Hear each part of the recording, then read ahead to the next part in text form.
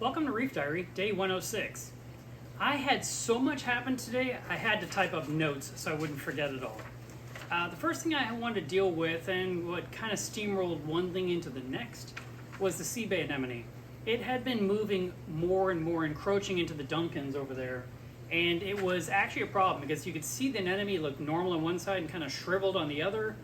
I had a feeling things were happening in the tank that should not be happening, more than, just something scooching a little bit.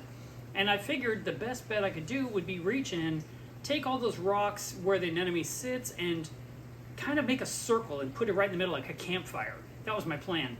So I tried doing some movements, and I pulled it up and I moved it over, and then of course one thing fell over, another thing dropped.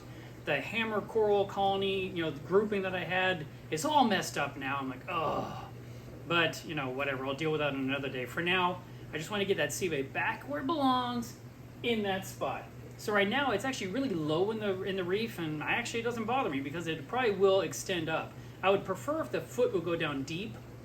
It should go deep between the rocks and really dwell in the sand. Put the foot through the sand down to the glass underneath, but it seems to be holding onto rocks. So I just need it to feel like it's encased with rocks, and maybe it'll stay put like it's been for so many years.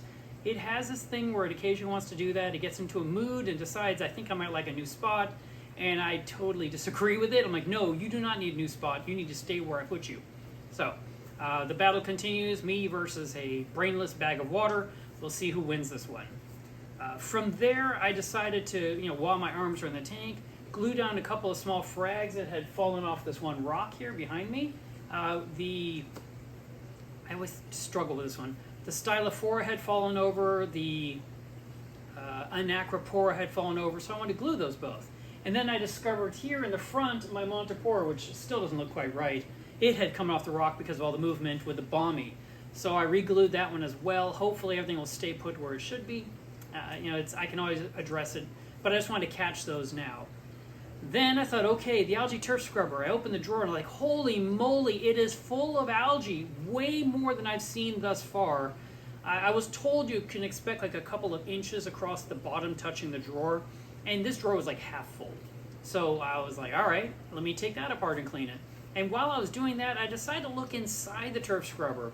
And inside the base, there's like all this growth. There was bubble algae, there was vermitid snails, there was red feather dusters, the little tiny ones that I think are so pretty.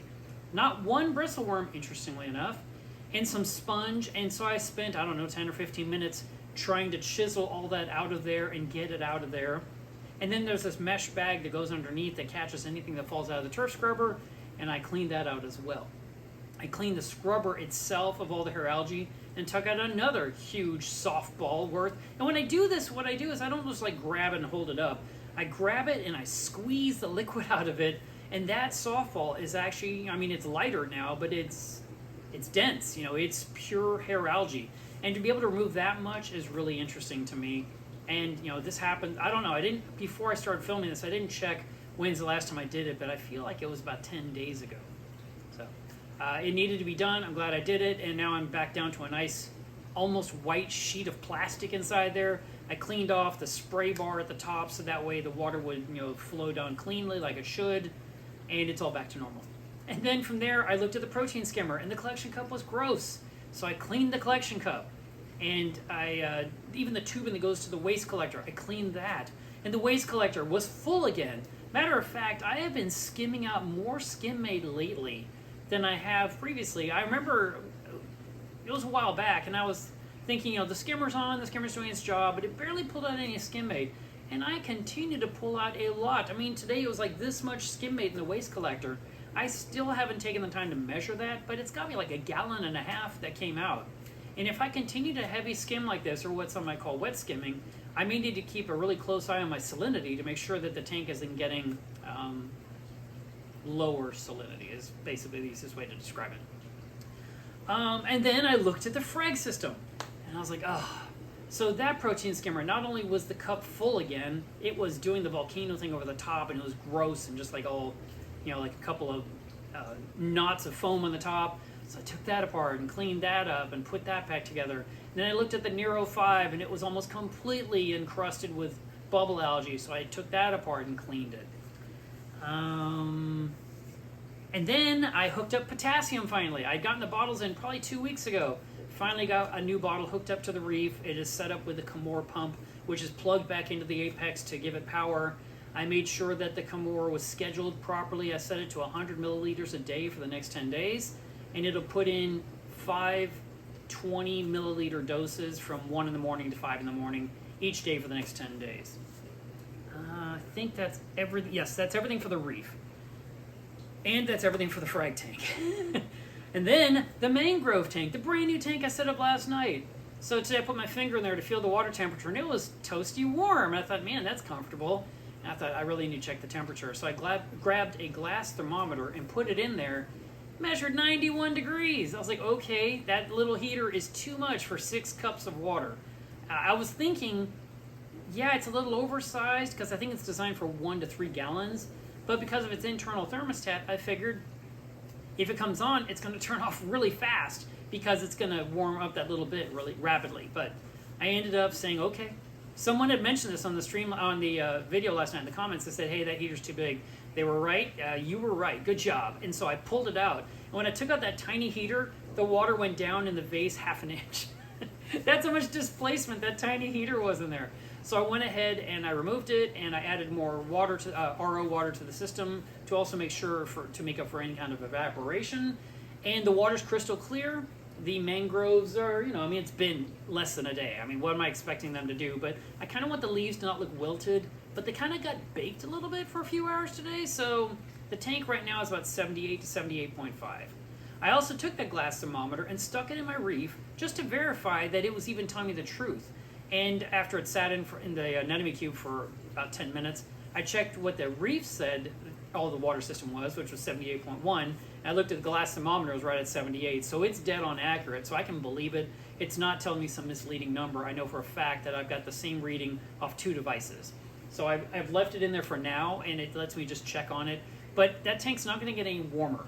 That little power head that's moving the water in there is probably adding just enough warmth that there was no heater necessary.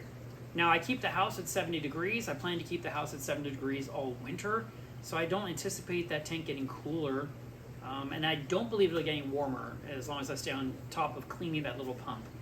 Things that I'd like to add in there, one thing that I've thought of that would be cool would be spaghetti worms. I have those in the sand bed of the anemone cube, so I think I will put those in there. And then I turn on the RODI system to make more top-off water because both of the top-off containers into these 2 tanks are low, and they had to be filled up. So that's being done. And then the biggest news of all that I saved for last because it's the best news of all is I placed an order today for a new 60-gallon cube to replace the glass tank that the anemone cube has been for 8 years. I've been wanting a new one for a long time. I am sick to death of rimless tanks. I hate it with a passion. And I told Planet Aquarium at Aquashella I want a custom-made 60-gallon cube tank with Euro bracing with an external overflow box. And today they sent me over the plans for me to approve, and I approved them. I don't know when I'm going to get it, and when I do get it, I got to build a brand new stand to go under that tank because I'm going to remove the old stand, I'm going to remove the old tank, all the livestock will go back in, the Vortec will go back in for flow, but this new tank is going to be really nice. Starfire on 3 sides, the back will be vinyl, and I'm going to have that external overflow box on the right end of the tank next to the kitchen cabinet, so it's hidden in the corner. And they're going to put vinyl right there as well, so I don't see the drains that are going down from that overflow box through the wall into the fish room and into the sump. And then the water going back in, I'm not going to go in like you'd think. I am actually going to have it come out high in the wall and then drop down into the tank and push water in because I didn't want a hole in the back of the tank, I didn't want a hole in the bottom of the tank, so this tank will be different. And I'm excited to receive it. And not only will that tank with its new stand be a really nice upgrade after all these years, but then that will lead to something else that happens with this tank during this winter. So everything has a plan. And so that's what today's Reef Diary was about. I know it's a lot of information to take in. And yes, I've been busy for the last few hours doing things with the tank, but I'm done. That's it for today. I got to feed the fish. I've got to put in some more phytoplankton, and I'm going to call it a night. So thanks for watching, and I'll see you guys again tomorrow.